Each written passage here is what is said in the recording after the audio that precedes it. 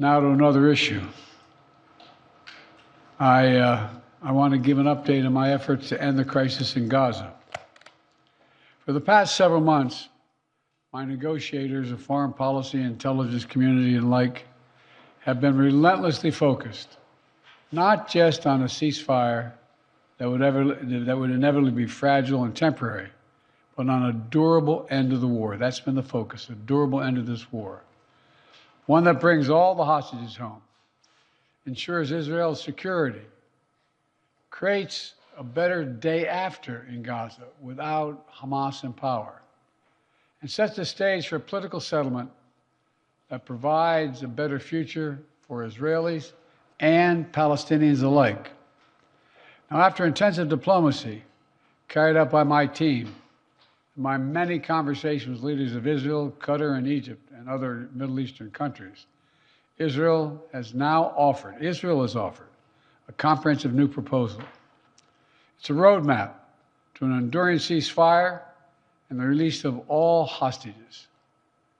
This proposal has been transmitted by Qatar to Hamas. Today, I want to lay out its terms for the American citizens and for the world. This new proposal has three phases. The first phase would last for 6 weeks. Here's what it would include: a full and complete ceasefire, a withdrawal of Israeli forces from all populated areas of Gaza, release of a number of hostages, including women, the elderly, the wounded, in exchange for release of hundreds of Palestinian prisoners. There are American hostages who would be released at this stage, and we want them home. Additional, some remains of hostages who have been killed would be returned to their families, bringing some degree of closure to that terrible grief.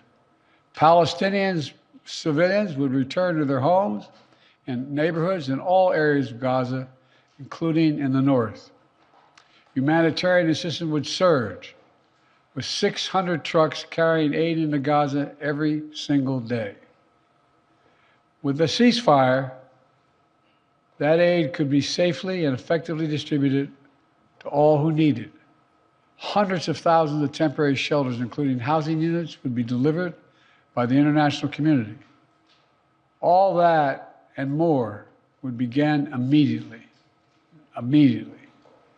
During the 6 weeks of phase one, Israel and Hamas would negotiate the necessary arrangements to get to phase two, which is a permanent end to hostilities.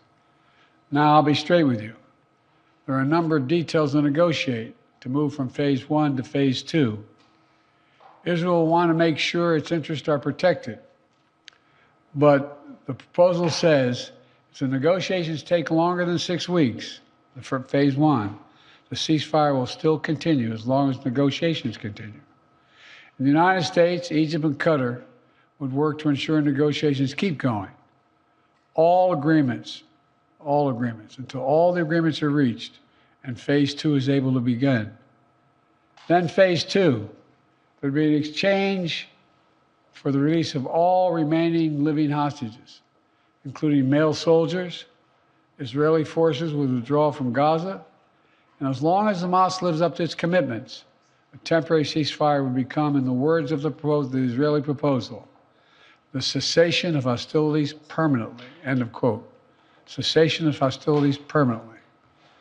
Finally, in phase three, a major reconstruction plan for Gaza would commence, and any final remains of hostages who've been killed would be returned to their families. That's the offer that's now on the table.